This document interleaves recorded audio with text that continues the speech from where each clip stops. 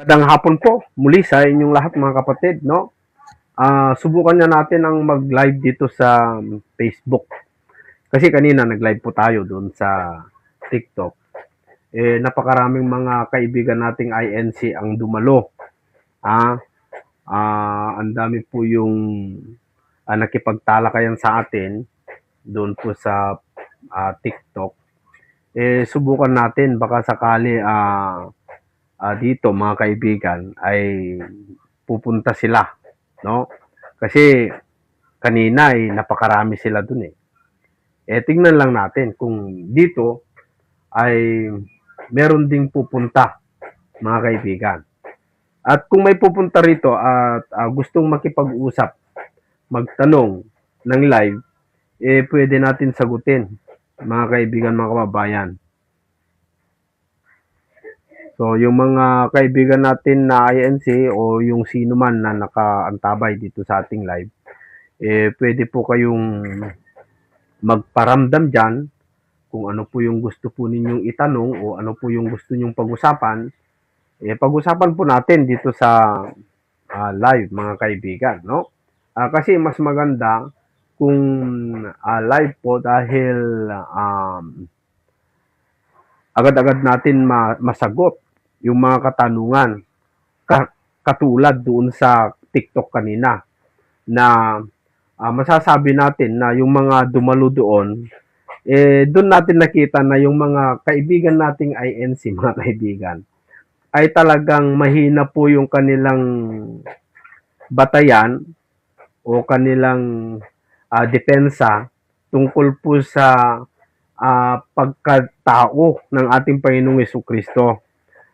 Hindi po sila makasagot doon kanina mga kaibigan. Kaya sana po mga kapatid, makita ng mga tao, ito hindi ako nagpapaliwanag dito para yayain o hikayatin ang mga iglesia ni Cristo, lalong-lalo yung mga ministro, na maniwala. Ang purpose po natin dito, para yung mga nanunood, yung mga nakakaalam ng INC at saka sa ating paniniwala, makikita nila kung ano po talaga yung mas tama.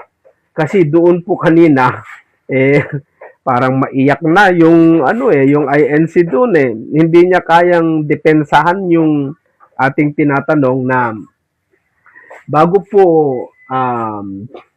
po umiral si Abraham, ay nauna na umiiral ang ating Panginoong Jesucristo. Ang tanong po natin doon, sino yung umiiral bago na ipanganak si Abraham? Kasi sabi ni Kristo dito po sa John, mga kaibigan, para magkaroon po tayo ng idea dito. Sabi dito, ito yung tinanong ko doon na talagang ang dami yung gustong umakyat, yung isang INC nung hindi siya makasagot, mga kapatid, pakyatin mo si ganito, pakyatin mo si ganito. So, pinaakyat natin lahat para wala namang masabi yung mga kaibigan nating mga INC. Pero, wala pa rin, hindi pa rin talaga makasagot, no, mga kapatid. Kasi ito yung tanong ko kanina Sabi kasi ni Kristo dito sa 8:58 ng John, sinabi sa kanila ni Jesus, katotohanan sinasabi ko sa inyo, bago ipanganak si Abraham ay ako nga. Sa makatuwid, bago pa naipanganak si Abraham, umiiral na ang ating Panginoong Jesucristo. Tinatanong ko kung sino yung umiiral bago ipanganak si Abraham. Kasi sabi ni Kristo, bago ipanganak si Abraham ay umiiral na ako, sabi doon sa ASD translation. Maraming pasikot-sikot itong mga kaibigan natin INC. O dito sa Facebook, baka may kaibigan nating INC dito na baka mas magaling ng kaunti makapagpaliwanag kung sino po yung bumaba. Kasi sabi po dito sa libro ng Juan 6,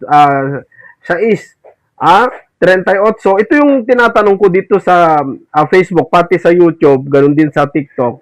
Walang klaro, hindi clear ng pagsagot ng mga kaibigan natin ay NC. Ang tinatanong ko, kasi sabi po rito, sapagkat bumaba akong mula sa langit, tinatanong ko sino yung bumaba. Ang nakakatawa po ron, mga kaibigan, na sagot po nila, yung bumaba daw ay panukala, kaisipan. Tataka ako, mga kaibigan, paano kaya makababa yung panukala? Paano kaya makababa mula sa langit? Yung panukala ko, kung may mga kaibigan nating INC dito. Ewan ko kung pwede magpaakyat rito. Pero pwede siguro, subukan nyo lang umakyat. Subukan nyo mag-request ng pag-akyat. Baka sakali pwede. Para sa ating mga kaibigan na INC kasi sabi nila wag kang daldal ng daldal, magpaakyat ka. O baka may kaibigan nating INC dito, mga kaibigan. Baka mas magaling ng kaunti kaysa yung mga kinausap natin kanina doon sa TikTok. Ang dami yung mga umattend doon, umabot ng 250 yung umattend doon sa ating live kanina. Lahat halos, mga kaibigan, ang daming mga INC, pero hindi pa rin umubra yung kanilang batayan o kanilang depensa doon sa ating mga itanatanong. At ang pinagkakagulat ko, mga kaibigan, mga kapatid, kung kayo po ay nanunood sa mga video, yung mga kontrahan na video ni kapatid na Eli at saka si Michael Sandoval at saka si Ramil Parba. Mayroon pong binabasa ng mga Iglesia ni Cristo na The Message Translation. Na ang kanilang pagkasabi o pagbasa doon sa The Message Translation ay si Jesucristo ay napariritong may laman at may buto. Ganun po nila basahin yung The Message Translation. Ang hindi nagpapahayag na si Kristo ay naparitong may laman at may buto, yan ay Antikristo. Yun po ang sabi nila.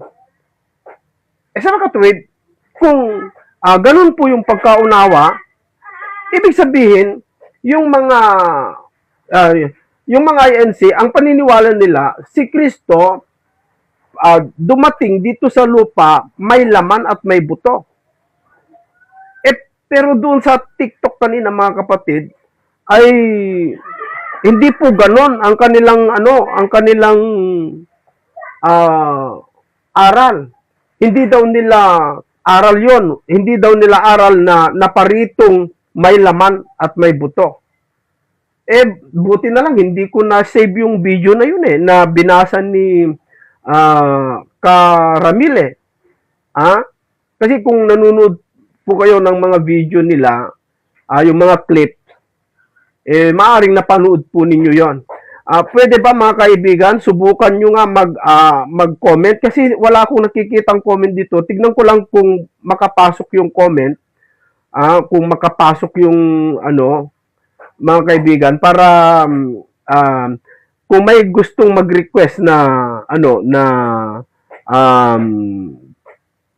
pumasok, baka sakali mapapasok natin.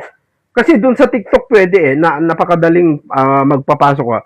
Exciting bro, akyat na mga INC. Hi bro SL, watching from Hong Kong. Nako, nasa Hong Kong ito, no? Okay. Okay,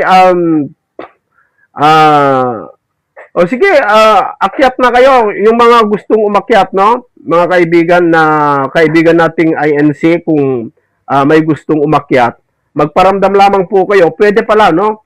Pwede pala kung may mag-comment. Ayan, watching from Hong Kong. Hong Kong ba yan? HK. Ayan, Hong Kong. Malayo itong nararating ng ating no? Tinanong ko, na balik tayo doon sa usapan. Idinideny nila na meron silang aral na si Kristo'y napariritong may laman at may buto. Sabi nga ng ating mga kaibigan na na MCGI ay mga ministro po yun, kapatid na Esel, sabi nila. Pero ramdam mo yung hindi talaga sila makadepensa, mga kaibigan, yung kanilang um, pinagbabatayan na talata. Kasi maiipit sila eh. Maiipit sila. Kung si Kristo po ay umiral lang noong ipinanganak ni Maria, laos na yun eh. Laos na yun yung mga depensa nila eh. Kung si Kristo ay nag-iral lang noong ipinanganak ni Maria, alam nyo mga kapatid, mali po. Bakit?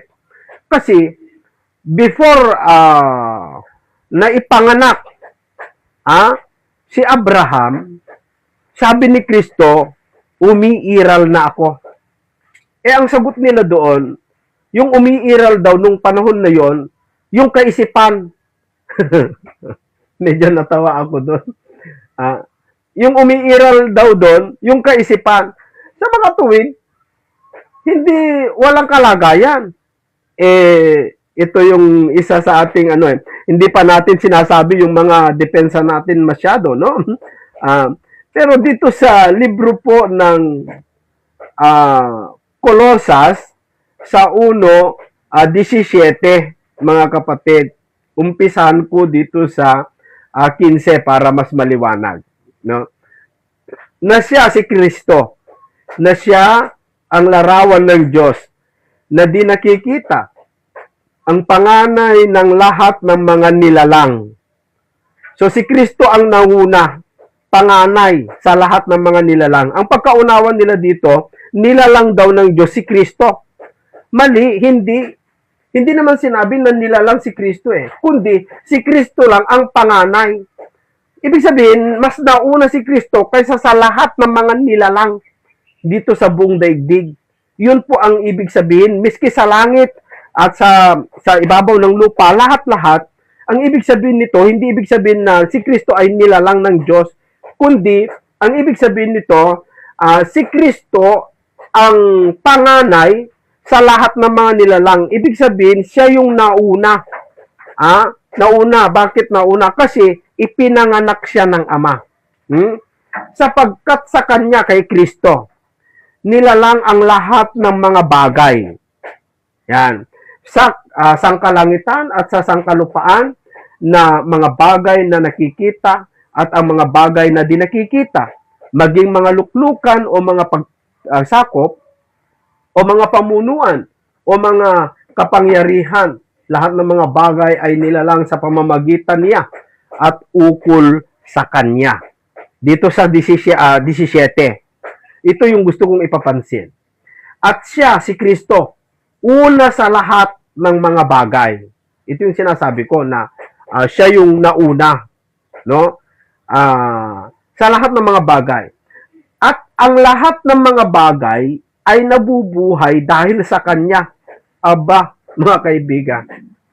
Ang lahat daw ng mga bagay na may buhay, nabubuhay dahil kay Kristo. Sa makatuwid, meron na. Meron na, mga kaibigan. Kasi hindi pwede mabuhay yung mga anghel, tulad yung mga buhay na matatanda doon sa langit, pati rin tayo, hindi tayo pwede mabuhay kung wala pa si Kristo, kung hindi pa umiiral. Dahil siya nga ang nagbibigay buhay. Maliwanag po yun. Si Kristo, ang Espiritong nagbibigay buhay, sabi dito sa sa unang Korinto, Kapitulo 15 sa versikulo 45. Ganito po ang ating mababasa. Gayon din naman, nasusulat, ang unang taong si Adan ay naging kaluluwang buhay.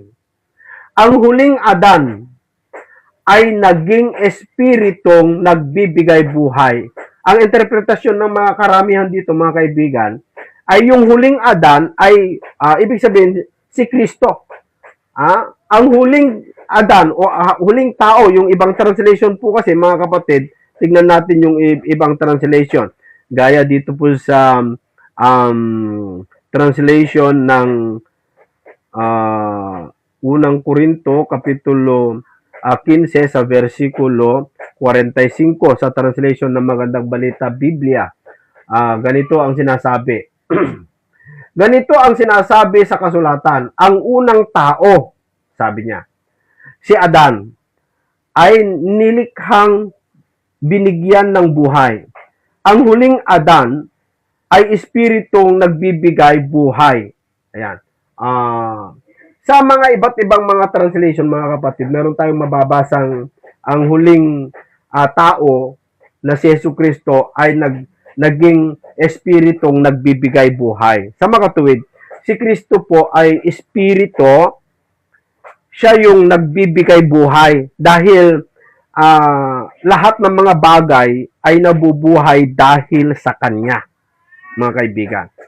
Ikaw, nabubuhay ka, ako, pati lahat na may buhay, nabubuhay sila dahil kay Kristo. Kaya hindi pwede wala pa si Kristo o hindi pwede na wala pang nilalang, mga kaibigan. No? Andyan si kaibigan Jeremy. No? Ewan ko kung pwedeng umakyat si kaibigan Jeremy. Subukan mo nga mag-request kaibigan Jeremy, tignan ko nga kung pwedeng magpaakyat. Subukan ko ngang i-invite si kapatid na Jeremy. Ayan. Kapatid Jeremy, subukan mo lang pumasok kung pwedeng magpapasok dito sa live sa Facebook. Kasi sa TikTok pwede kasi pero dito hindi ko pa naranasan kung pwedeng magpapasok, magpaakyat ng bisita. Ano? Adding, sabi naman dun sa kay Jeremy. Ayan. Subukan nyo lang, mga kapatid. Kahit aalis din kayo agad para masubukan ko lang, mga kaibigan, mga kababayan. Okay, so maliwanag po dito, mga kapatid, na andun na si Kristo. Kasi unang-una, kung sabihin natin na wala pang Kristo bago lalangin ang sanglibutan, hindi po pwede na malalalang po tayo. O sandali lang, no? Dito sa 1:3, ganito po kasi ang sinasabi sa 1:3. Hindi ba pwede, mga kaibigan? Hindi ka makapasok, kapatid na Jeremy? Subukan mo nga. Okay, ang lahat ng mga bagay ay ginawa sa pamamagitan niya. Tingnan mo. At alinman sa lahat ng ginawa ay hindi ginawa kung wala siya. Maliwanag.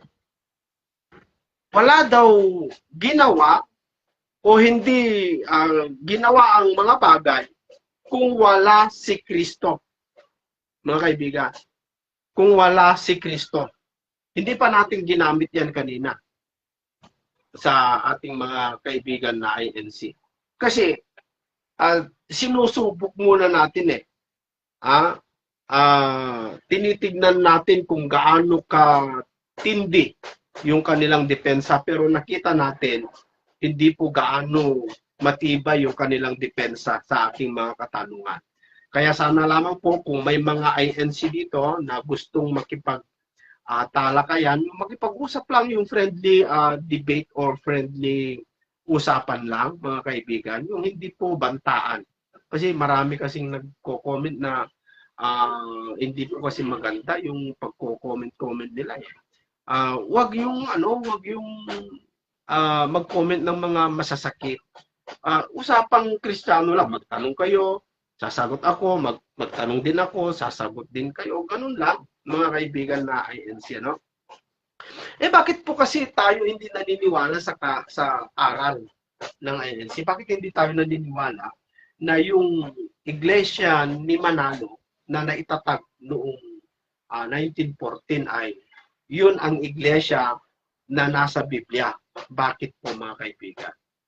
Kasi unang-una, ang paniniwala po nila, pagbalik ng Panginoong Hesukristo sa unang pagkabuhay, ang mundo'y magugunaw na. Samantalang sa Biblia, hindi naman lahat mabubuhay sa pagbalik ng ating Panginoong Jesucristo, kundi meron lang mabubuhay. Hindi lahat. Tingnan natin. O ito, mapapakinggan nyo na ito, mga kaibigan nating INC. Makapag-research na kayo. No? At least, mapauna ko na ito. Okay, sabi dito, tignan nyo ho, ipapapansin ko lang. Sa unang pagkabuhay, sabi ni Apostol Pablo dito sa 1 Thessalonica Kapitulo 4 sa versikulo 16. Sapagkat ang Panginoon din ang bababang mula sa langit na may isang sigaw, may tinig ng arkanghel, at may pakakak ng Diyos. At ang nangamatay kay Kristo ay unang mga bubuhay na maguli. Sa makatuwid, yung hindi namatay kay Kristo ay hindi mabubuhay. Dahil maliwanag yung nakalagay. At ang nangamatay kay Kristo ay una, no? Unang mabubuhay na maguli. Maliwanag na hindi lahat ang mabubuhay lang yung mga namatay kay Kristo. Kaya yung mga kaibigan natin ay mga kapatid, pag mabuhay, pagbabalik daw ng ating Panginoong Jesucristo, mabubuhay yung mga maliligtas, may iiwan yung matira, pero ang kagulat-gulat po doon, mga kapatid, maghuhukom na daw, magugunaw na daw ang buong daigdig. Bakit mali para sa atin nyo? Kasi hindi pa naman mabubuhay lahat kung magugunaw ng mundo, asan na yung mga hindi nabuhay na magulay? Magunaw din.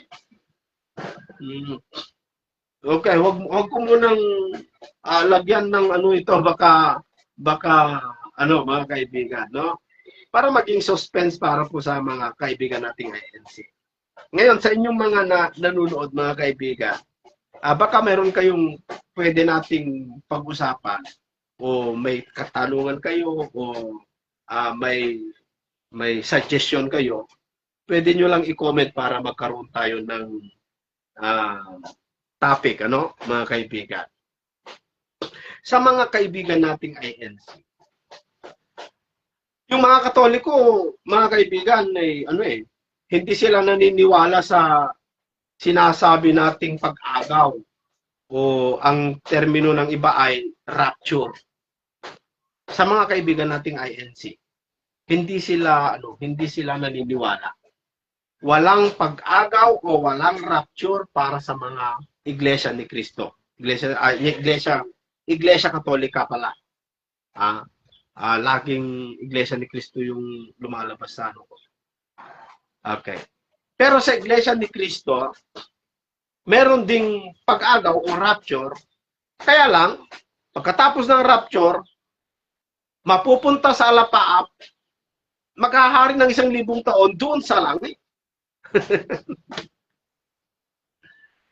Sana kung may kausap tayong INC. Kasi mabuti naman silang kausap, basta mahinaon Mabuti naman tayong makipag-usap mga kaibigan. Bakit hindi ako naniniwala na pagkabuhay na maguli sa rapture, tatalhin sa langit at doon maghahari ng 1,000 taon? Bakit hindi tayo naniniwala, mga kaibigan? Kasi kung paniwalaan mo yon,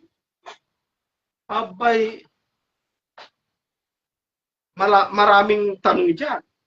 O wag muna nating palabasin. Magiging suspense ulit ito.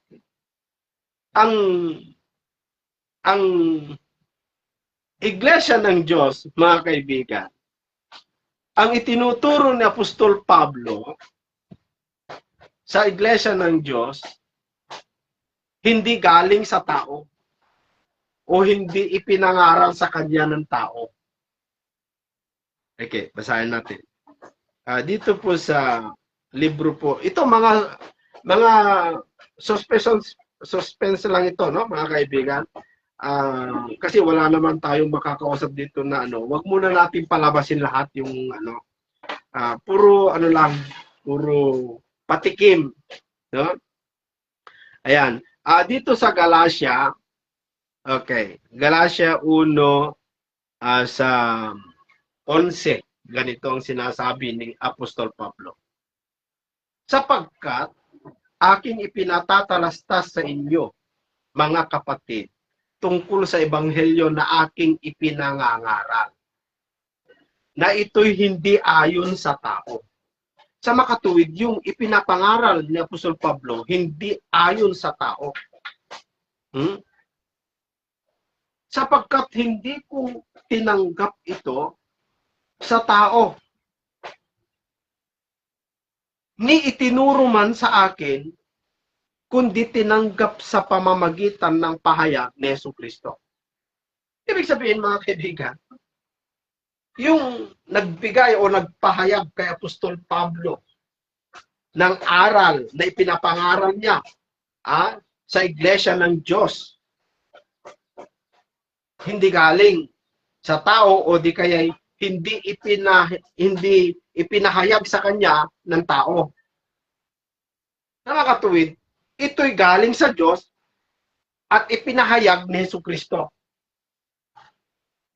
Hindi tao si Kristo kasi sabi ni Pablo, hindi ito ipinahayag ng tao, kundi ito'y pahayag ni Jesucristo.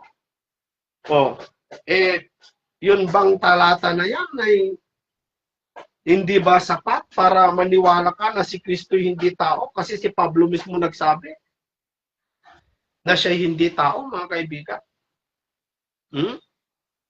Maliwanag eh.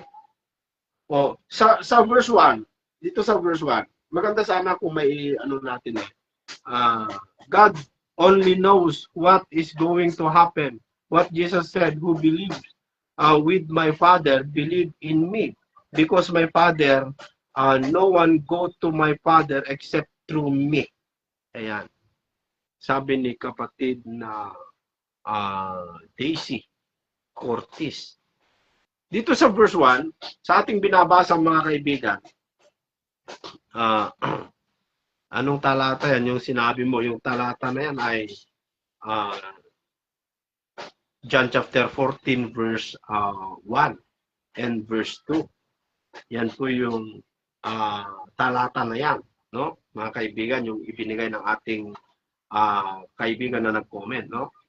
Dito sa Galatia 1:1, tama, galing sa karunungan ng Diyos, hindi tao. Yan.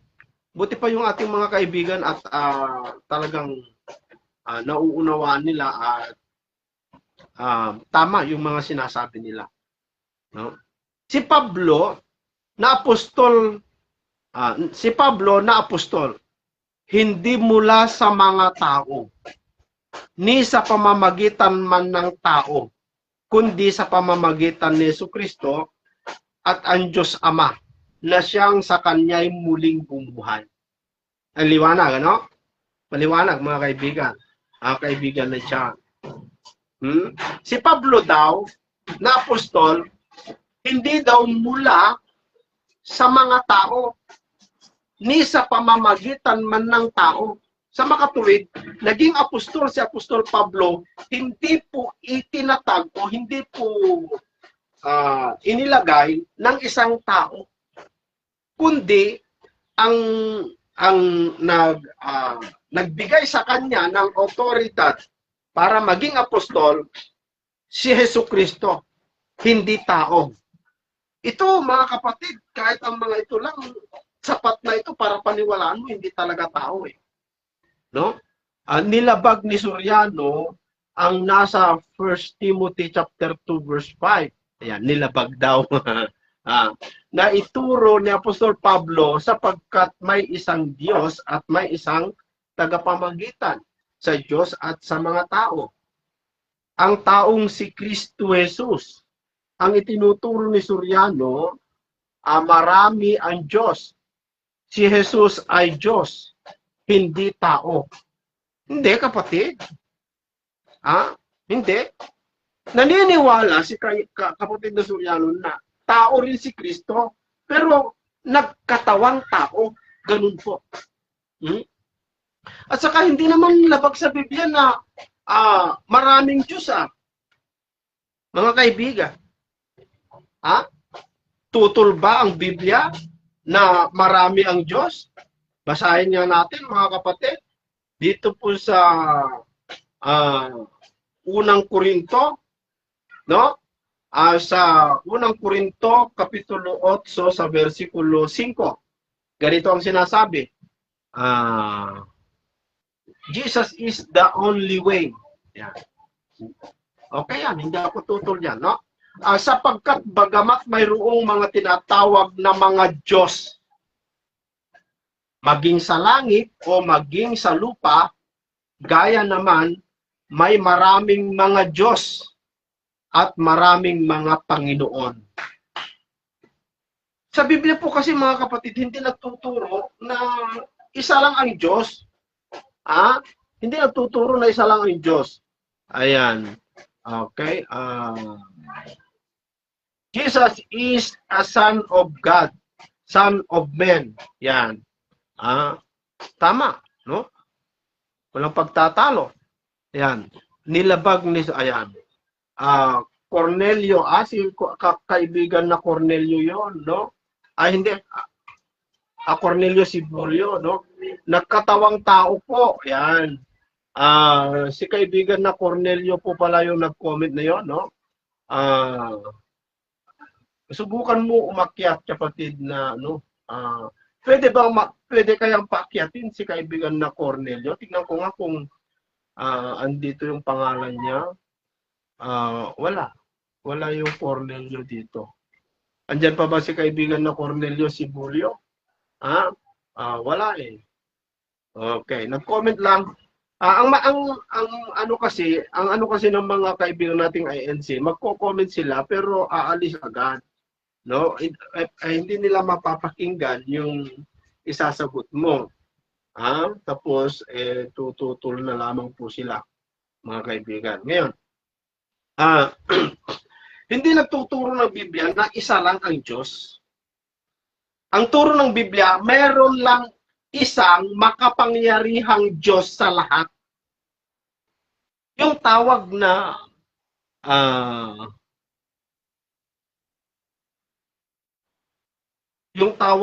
makapangyarihan sa lahat, o kung sa English yan ay Almighty God.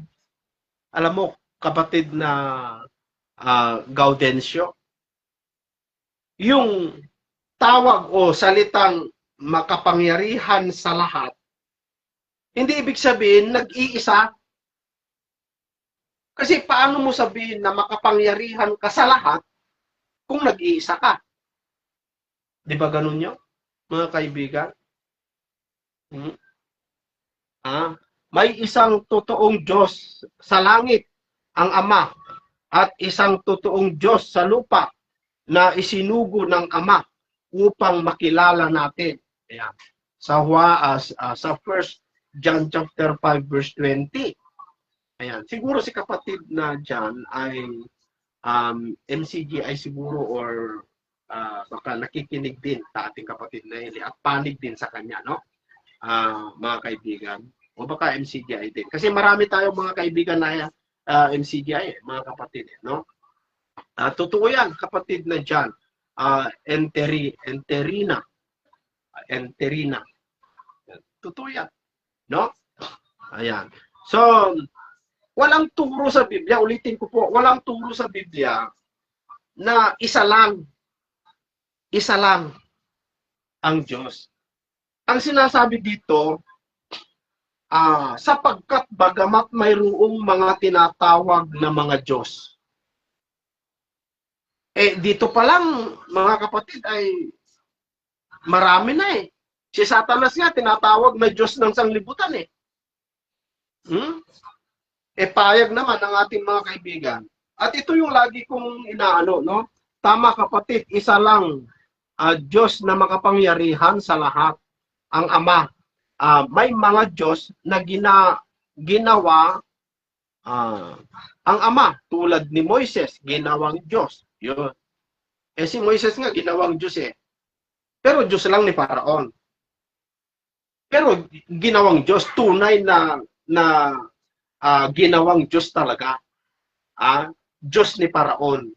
Pero hindi Diyos ng sanglibutan. Ginawa niyang Diyos ni Paraon. Peke ba yun? Hindi daw totoo. Mali. Totoo yun. Talagang ginawa niyang Diyos ni Paraon. Kaya nga, kahit anong sabihin ni Moises kay Paraon ay talagang nangyayari. Kasi ginawa ng Diyos na Diyos ni Paraon eh. Ibig sabihin kasi mga kaibigan na yung Diyos ni Paraon, ibig sabihin meron siyang authority na kahit anong gawin niya o sabihin niya, mangyayari. No, mga kaibigan. Maraming Diyos.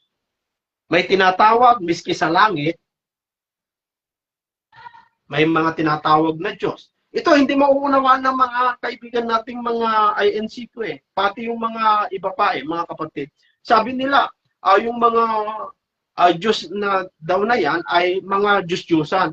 Mali. Mali. Parang lumalabas, kung Diyos-Diyusan, parang lumalabas dun sa langit, maraming Diyos-Diyusan. Kung gano'n. Hindi naman po tayo makapapayag, no? Lalong-lalo yung Diyos. Hindi siya papayag na maraming Diyos-Diyusan dun sa langit. Kasi sabi dito, sapagkat bagamat mayroong mga tinatawag na mga Diyos, maging sa langit o maging sa lupa. Di ba? Maraming tinatawag na Diyos eh. Maging sa langit eh. Paano nating sabihin na isa lang ang Diyos? Kasi sabi ko nga,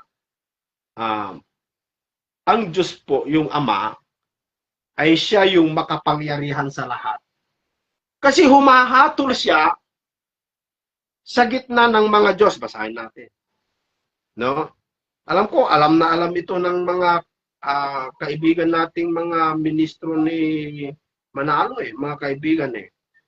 82 verse 1. Ang Diyos ay tumatayo sa kapisanan ng mga Diyos. Yung kapisanan ay marami yan. Siya ay humahatol sa gitna ng mga Diyos. Yung humahatol sa gitna ng mga Diyos, yun po yung Diyos na makapangyarihan sa lahat.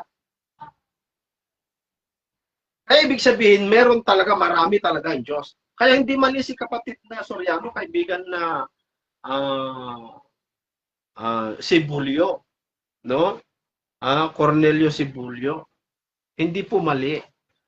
Yung sinasabi mo na 1 Timothy chapter 2 verse 5 na si Kristo'y tao, walang tutol doon. Ako man, hindi ako tutol eh. Na tao talaga yung naging tagapamagitan. Hindi espiritu yun. Tao yun. Yung naging tagapamagitan sa Diyos at sa tao, tao yun. Pwede ba nating tanggihan yun? Nakasulat yun eh. Tao eh. Tao yun. Yung naging tagapamagitan. Kasi hindi pwede espiritu yung maging tagapamagitan. Kaya nga, pagpasok niya sa sanglibutan, sabi, doon sa Hebreo 10:5, may isang katawan na sa akin ay inihanda mo, sabi. Sinagot sila ni Jesus, hindi baga nasusulat sa inyong kautusan, aking sinabi, kayo'y mga Diyos? Kung tinatawag niyang mga Diyos, yaong mga dinatnan ng salita ng Diyos, at hindi mangyayaring sirain ang kasulatan. Yan. Ito, dito sa John chapter 10, verse 34 na ito, mga kaibigan, yung ibinigay ng ating kapatid, dyan sa punto na yan, ipinapakita ni Kristo o ipinapahiwatig niya sa mga Hudyo, sa mga Pariseyo nung araw, na siya ay Diyos kung atin babasahin yan ng buong buo. Pero nung naramdaman, nahahalata itong mga Pariseyo na si Kristo ay nakikipantay sa Diyos. Bagamat hindi niya sinabi sa letra por letra o hindi niya sinabi sa salita, pero naramdaman, no, ng mga Hudyo na siya ay nakikipantay sa Diyos. Kaya ang sabi ng mga Pariseo, basahin natin mga kaibigan, no? The Father, the Son, and the Holy Spirit are the truth. Okay, dito sa 30, no? Dito sa 30. Okay, okay. Ako at ang Ama ay iisa. Bakit sila iisa? Hindi ibig sabihin yung iisa na as one, kasi maraming ibig sabihin ng one, May tinatawag na compound one. May tinatawag na absolute one, no? Yung gaya halimbawa yung banda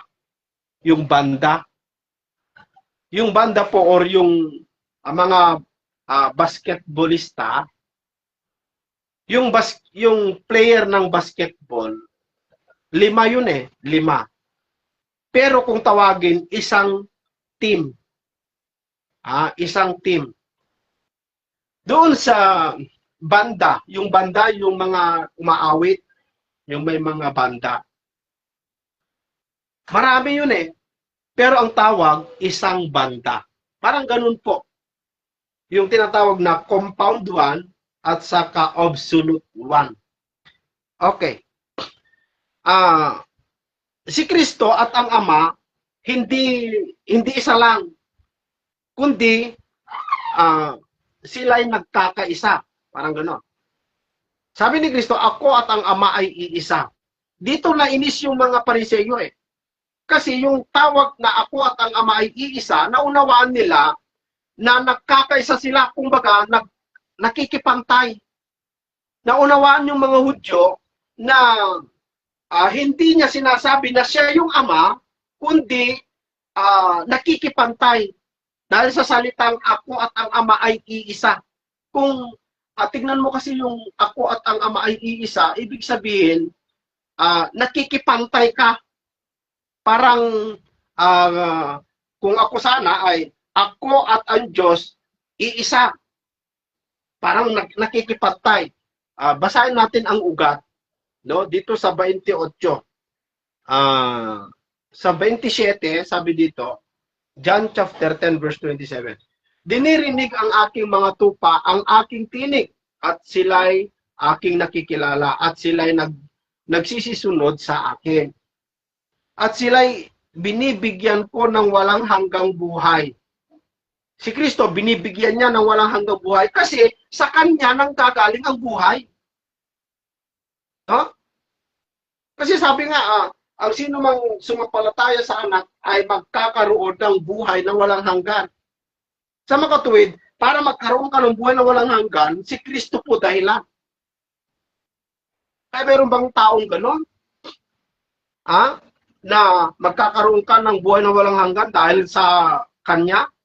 Meron bang ganung tao, mga kaibigan? Nako, wala po.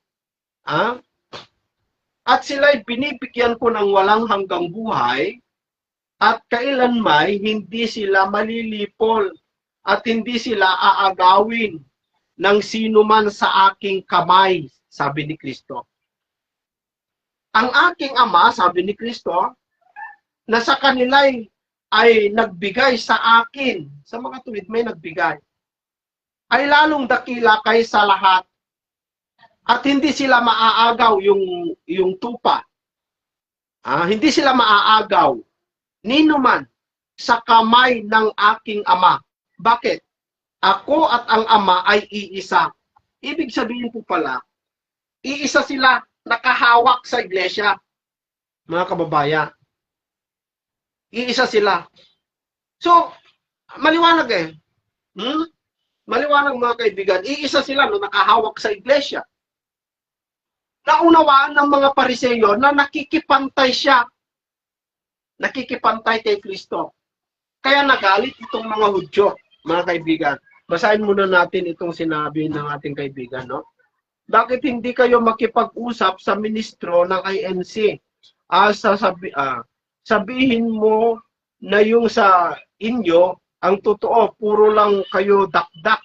Di naman kayo lumalaban ng debate para kayong mga bakla. Tama-tama na. Ayan.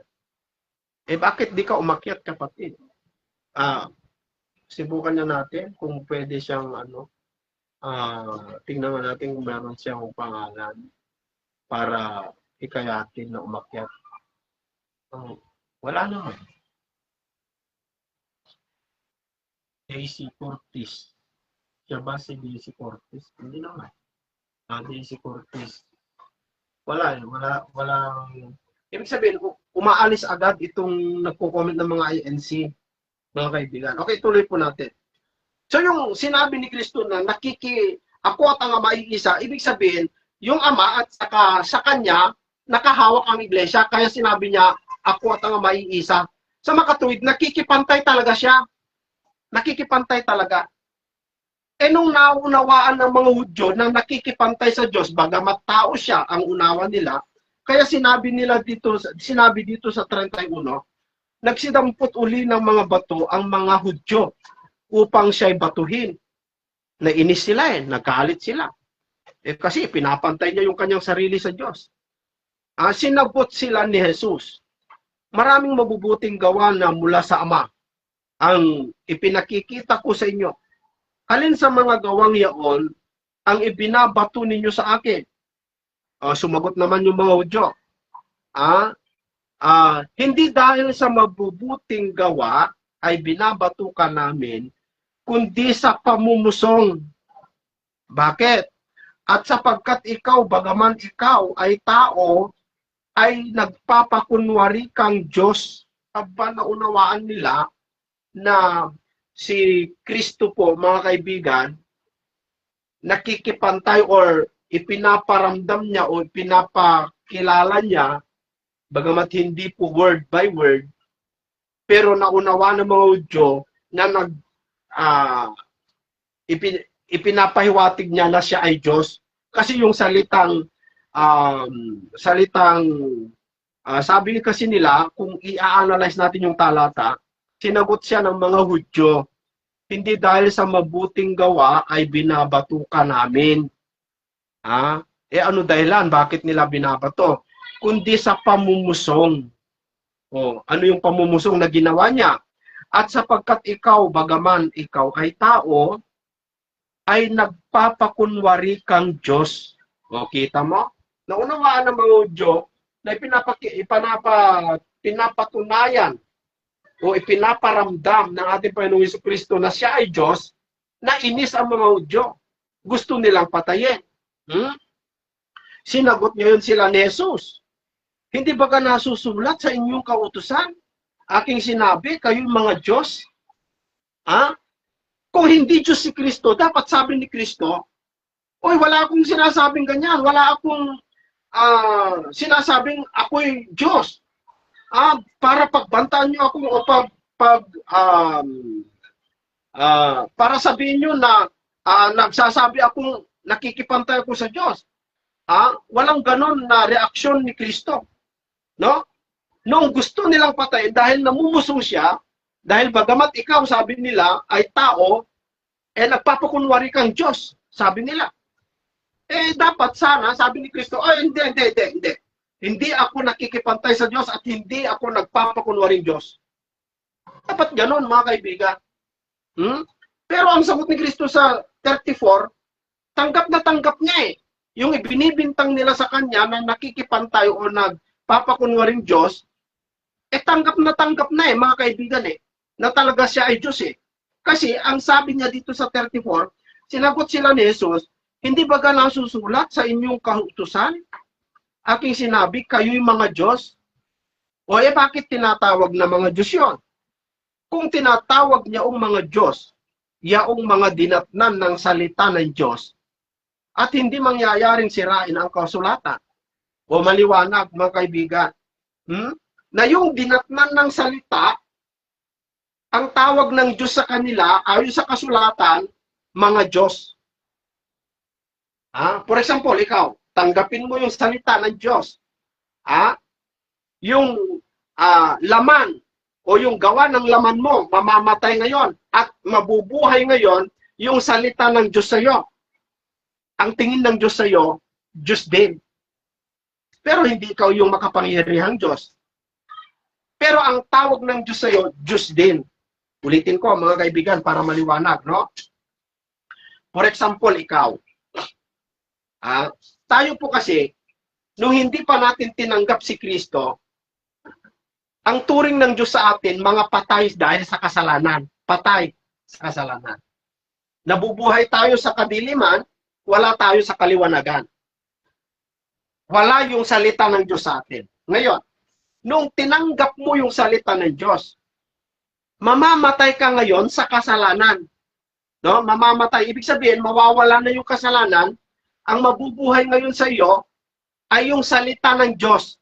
Kaya ka tatawaging nabuhay ka ngayon sa spiritual na pagkabuhay. O spiritual na yung espiritu. Nabuhay ka sa espiritu. Wala na yung laman o yung gawang masama. Napalitan na kasi na born again ka na or natanggap mo na yung salita ng Diyos, nabuhay ka na ngayon sa salita ng Diyos. Yung salita ng Diyos, yun na yung nabubuhay sa iyo. Ang tawag ng Diyos sa iyo, Diyos, ayon sa kasulatan. Hindi ayon sa akin, ayon sa kasulatan. Kasi sabi ni Kristo, kung tinatawag niyang mga Diyos, yaong mga dinatnan ng salita ng Diyos, at hindi mangyayaring sirain ang kasulatan. Hindi pwedeng sirain yun. Talagang yun ang nakalagay sa kasulatan. Kung yung dinatnan lang ng salita, tawag ng Diyos doon ay Diyos, yun pa kayang salita mismo na dumating sa kanila, wala namang tutol sa atin na yung dumating sa Israel na nagkatawang tao ay ang salita ng Diyos. Yun po kasi yung nagkatawang tao yung verbo Sige nga, nako, baka masampal tayo kaya ni kasama ni Jared. Hindi naman siguro. Bakit ganun ba ang mga INC, mga kaibigan? Totoo ba yung mga sinasabi ng iba na pumapatay ang mga INC? Lalong-lalong hindi sila yung totoo kung ganun, mga kaibigan, kasi ang nasa Biblia ay mahalin mo ang iyong kaaway. Okay. So maliwanag dito, no? Napakalinaw sa ating pag-aaral, no? Dito sa 1 Gis, mga kapatid, ang linaw kung babasahin mo lang, kung i-analyze mo lang yung talatan, napakalinaw Nauunawaan ng mga Hudyo na ipinapantay o ano ba yung ibang termino doon? Ipinapahiwatig ni Kristo na siya ay Diyos. Dahil doon sa salita na hindi ka namin binabato dahil sa mga mabubuting gawa. Mabubuti pala yung ginagawa ni Kristo. Yung ginagawa kasi ni Kristo, galing sa Ama yun. Utos ng Ama. Mabubuti yon. Hindi ka namin binabato dahil sa mga mabubuting gawa, sabi ng mga Hudyo. Aminado yung mga Hudyo na mabuti po si Kristo. Mga kaibigan. Ang hindi lang nila matanggap, yung akusasyon nila na nagpapakunwaring Diyos. Siyempre natural, hindi po nagpapakunwaring Diyos si Kristo. Diyos talaga si Kristo. Kaya nga hindi niya inano na yung kanilang sinasabi na siya ay Diyos ay yung ibinibintang nila na siya ay Diyos ay hindi inano ni Kristo dapat kung hindi niya tanggap na siya ay Diyos ay wag. Masama yan. Masama yung makipantay sa Diyos, masama na sabihin nyo na ako ay Diyos. Masama yan. Hindi ko ginagawa yan. Dapat ganun. Pero yung sagot niya ay parang tinanggap niya kasi sabi niya sabi ni Kristo ay sinagot sila ni Jesus. Hindi ba nasusulat sa inyong kautusan? Aking sinabi kayo'y mga Diyos. Parang ang terminong 'yon, ah, yung termino na 'yon, hindi ba pati kayo rin ay Diyos din? Ganun po kung ating uunawain. Di ba pati kayo rin? Ayon sa kasulatan, kayo rin ay Diyos? Ganun eh. Kasi dinatnan sila ng salita ng Diyos. Mga kaibigan. Kasi ganito po kasi yan. Kapag ikaw po ay tumanggap kay Kristo, ang tawag sa iyo, may papanganak ka sa salita ng Diyos. Okay? Sa 1 Peter chapter 1 verse 23. Tayo'y naipanganak muli, hindi sa binhing nasisira, kundi sa binhing hindi nasisira, na namamalagi magpakailan-kailanman. Yun po yung salita ng Diyos. Naipanganak ka. Saan? Sa salita ng Diyos. Sa makatuwid, kung naipanganak ka sa salita ng Diyos, parang ganito. Kapag naipanganak ka sa laman, nanggaling ka kasi doon sa sperm ng tatay mo at saka egg cell ng nanay mo. Di ba ganon, mga kaibigan? Nagsama yung egg cell at saka sperm, nabuo ngayon yung isang tao, saka naipanganak. Ngayon, sa pagkapanganak naman sa espiritu, hindi katulad yung pagkaunawan ng kaibigan natin mga ANC na may matris daw ang Diyos. Hindi. Kasi espiritu po siya. Paano may panganak ng espiritu? Sa pamamagitan ng salita ng Diyos, yun po kasi yung binhi. Kung ibahin natin ang termino ay parang sperm. Mas magandang pakinggan, yun po yung binhi na naipunla doon sa puso ng tao, na yun po yung naporma ng pagkataong loob. Na yun po yung nabubuhay sa atin, yung pagkataong loob. Na yun yung mahalaga sa paningin ng Diyos, mga kaibigan. Yun yung tinatawag na anak ng Diyos. Ipinanganak ng Diyos dahil yung salita niya na itanim sa puso mo, nabuhay yon, nabuhay, namunga, yun po yung tinatawag na anak ka na ng Diyos dahil pinapasok mo dito sa puso. At yung mga masasama na nasa puso mo, natanggal na, naalis na dahil sa salita ng Diyos. Yung salita kasi ng Diyos, kapag nasa puso na natin, mga kaibigan, kapag nasa puso na, siya na yung mag-form doon sa pagkataong loob natin. Ipopormain niya, gawin niya, ipoform niya. Tatanggalin niya yung mga masasama and then papalitan niya ng mga mabubuti. Ganun, parang siya yung magpo-form sa iyo, yung salita ng Diyos. Yun yung parang matres. Baka iba na naman ang pagkaunawa ng mga kaibigan nating mga INC. Yun pala yung matres, yung kay SLTV, baka gano'n na naman mga kapatid, no? Pero parang siya yung matres, yung salita ng Diyos na magfo-form. Yun yung magfo-form doon sa pagkatao natin spiritually para magiging mabuhay ka spiritual. Kasi mga kapatid, kung hindi ka maging spiritual, hindi tatanggapin ng Diyos yung pagsamba mo. Bakit po? Yung John chapter 4 verse 23 hanggang 24, ang Diyos ay espiritu. At hinahanap ng Diyos na espiritu yung sumasamba sa Kanya sa espiritu at sa katotohanan. Kaya kailangan maging spiritual ka, may panganak ka sa espiritu dahil yung naipanganak, ayon po doon sa John chapter 3, verse 6, ang ipinanganak ng laman ay laman, hindi espiritu.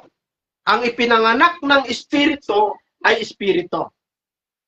Sa makatuwid, kung ang tatay mo ay pinanganak ka o nanay mo, laman ka. Pero ang Diyos, ipinanganak ka niya sa pamamagitan ng salita ng Diyos, espiritu ka. Ganun po. Ngayon, pinaliwanag ni ni Apostol Pablo kung ano po yung ibig sabihin ng ipinanganak sa laman at kung ano naman yung ibig sabihin ng ipinanganak sa espiritu. Pinaliwanag ni Pablo dito po sa libro ng Galatia. Galatia sa 5 dito po sa verse 19. O dito makikita na natin kung ano po yung mga naipanganak sa laman, ano naman ang ginagawa ng naipanganak sa laman. O ito, mga kaibigan. Kaya kung ginagawa pa natin ito sa makatuwid, ibig sabihin, hindi pa tayo naipanganak sa espiritu. Okay, ito, mga kaibigan.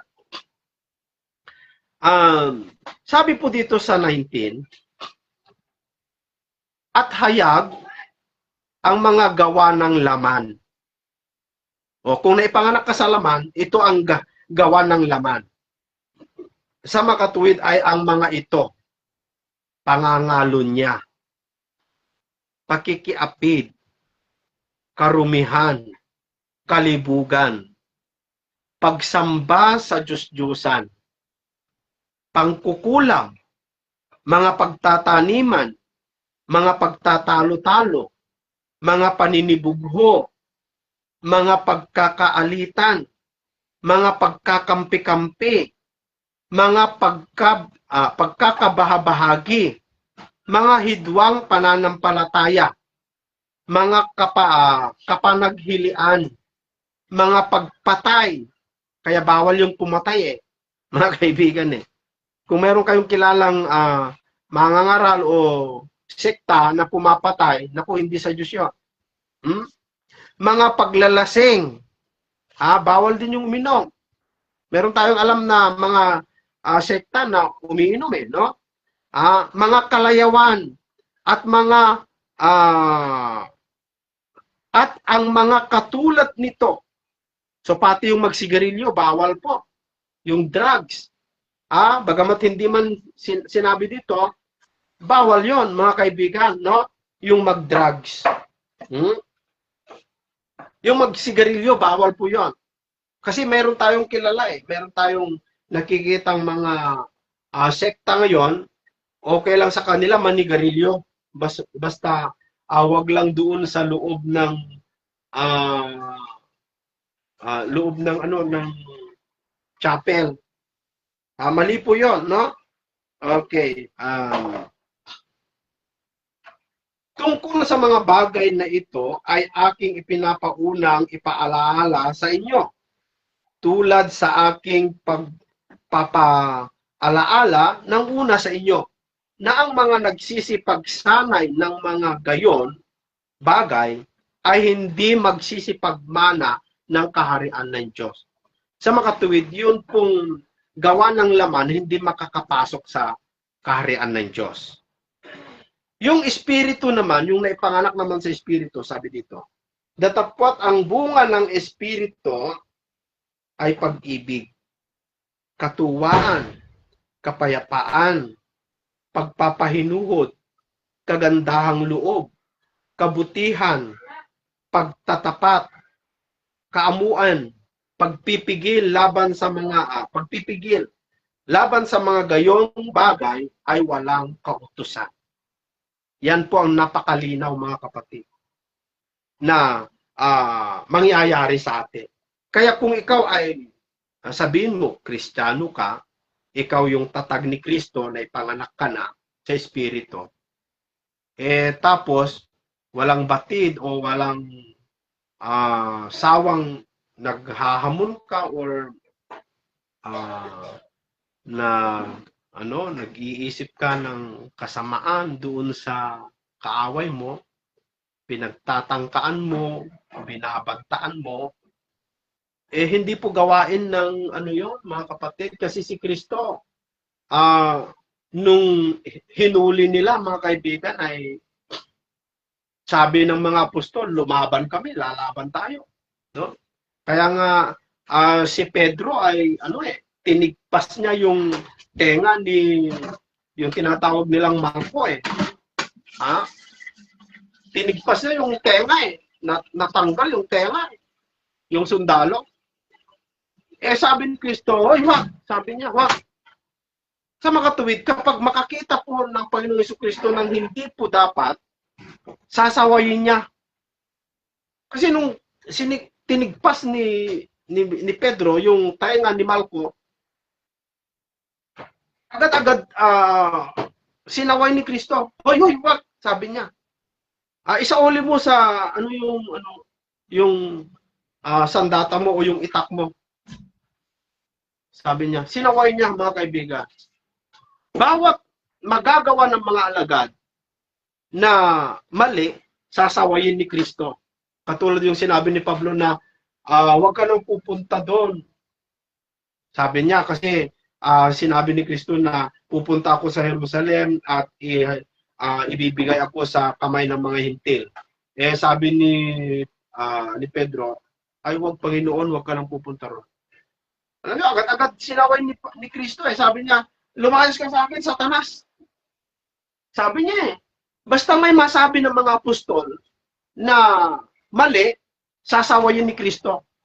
Pero nung sinabi niya Tomas, mga kaibigan, Panginoon ko at Diyos ko, sabi ni Tomas, sabi ng mga kaibigan natin, nagulat daw si Tomas. Sige, tanggapin natin nagulat kung nagulat. Pero bakit hindi sinaway ni Kristo? Kasi napapansin ko sa Biblia, bawat pagkakamali ng mga apostol, sinasaway agad ni Kristo. Basta mali yung sinasabi nila, sinasaway ni Kristo. Ganun po mga kaibigan. Kasi si Kristo po ay katotohanan Hindi kamalian, hindi kalikuan, kundi katotohanan, katwiran, mga kababayan. Nakalagay sa history na sa Inquisition, sila pa naman yung mga nagkliklik na talagang sugo ng Diyos, mga kaibigan. Pero sa Inquisition, napakarami pong pinatay. 30,000 yata na pinatay na Kristiyano sa Inquisition. Alam naman po natin kung sino yung mga pumatay. Kung sino yung pumatay ng mga napakaraming mga Kristiyano. Yun ba yung tatag ni Kristo? Si Kristo sabi nga niya kay Pedro isauli mo yan, wag mong gawin yan. Sabi niya nung tinagpas ni Pedro yung tenga ni Malco Tapos sabi ni Kristo, hindi mo ba alam? Bakit? Sabi niya, hindi ko ba kaya na humingi ng 100 legyon ng anghel? Sabi niya para iligtas ako at makipaglaban sa mga ito. Sabi ni Kristo Sa makatuwid, kaya ni Kristo talagang kaya niyang labanan yung mga manghuli sa kanya Pero nakatakda kasi na siya ibibigay sa kamay ng mga hintil upang hatulan para matupad yung nakasulat sa propesiya. Kaya nga nung sinabi niya Ama, sabi niya kung maaari lumampas sa akin ang sarong ito, sabi niya. Pero hindi ang aking ibig, kundi ang iyong kalooban. Sa makatuwid, talagang walang kalooban o ibig ni Kristo na kanyang ginawa, kundi puro kalooban ng Diyos. Mga kaibigan. Marami tayong mga na-topic ngayon, mga kapatid. Wala naman yung mga kaibigan natin. Nagtataka lamang po ako, doon sa TikTok, ang daming mga INC doon. Kasi nung nag-live ako kanina, 200 60, ganun yung umabot na 260, 270 yung mga nanonood mga kaibigan. Talagang dinagsa nila. Siguro dahil pwede dun pumasok. Dito, baka hindi pwede makapasok yung mga ah, bisita o yung mga nanonood. No? Pero sana magkaroon tayo ng yung StreamYard dito para kung may mga INC po rito, pwede natin silang papasukin, no? Mga kaibigan.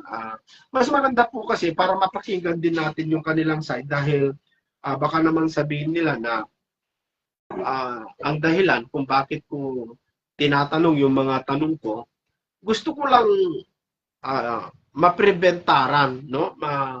Mahadlangan yung mga makarinig sa kanila, baka baka mapaniwala na talagang si Kristo ay taong-tao talaga at umiral lang nung panahon ni Maria. Kasi hindi pwede yun, no? Tinitindigan natin yan, hindi po pwede na sakalang umiral si Kristo noong noong ipinanganak ni Maria. Kundi meron na pong Kristo, bagamat hindi pa Kristo ang pangalan, kundi Berbo. Ang pangalan, Berbo. At ang sabi, kasakasama ng Diyos. Sa makatuwid, hindi kaisipan, hindi panukala, hindi panukala, kundi kasakasama, sabi doon sa John chapter 1 verse 1. Kasakasama ng Diyos at ang Berbo ay Diyos. Dahil sa Berbo na yon, walang nilalang kung wala siya. Yun ba, masasabi mo bang hindi umiira? Kasi yung tawag na una sa lahat, pwede bang magkaroon ng pangalawa? Pwede bang may iiral na pangalawa kung wala pang umiral na nauna? Kasi sa kanila kasi ay nauna panukala lang kaisipan lang. Wala pa daw umiiral noon. Kaisipan lang. Bakit may pangalawa na? Kasi pangalawa na lang yung yung sanglibutan Kasi si Kristo, ang una sa lahat ng mga bagay, sa mga tuwid, siya yung nauna sa lahat ng mga bagay na nilalang. No? Pwede bang nauna kung hindi pa pala umiiral? Alam na natin ang sagot nila. Ang sagot nila ay hindi, kapatid na Esel, ganito kasi yan. Ito ang sagot nila ganito kasi yan. Wala pang sanglibutan, iniisip na ng Diyos. Ganun po yung termino nila na iniisip na ng Diyos. Si Kristo, wala pang sanglibutan. Hindi ibig sabihin na dahil una sa lahat ay andun na, umiral na, ay mali. Mali po kung gano'n. Ang Diyos ba'y nagsasalita ba ng hindi maliwanag? Ang Diyos ay liwanag. Ang salita niya ay maliwanag, mga kaibigan. Kapag sinabing una sa lahat, alam naman po natin, kahit hindi po tayo theologian, kaya yung mga kaibigan natin, hindi po tayo doctorate, no? Nauunawaan naman natin na yung una sa lahat, ibig sabihin, nauna doon sa lahat ng mga bagay. Bakit ginamitan ng termino na una sa lahat kung hindi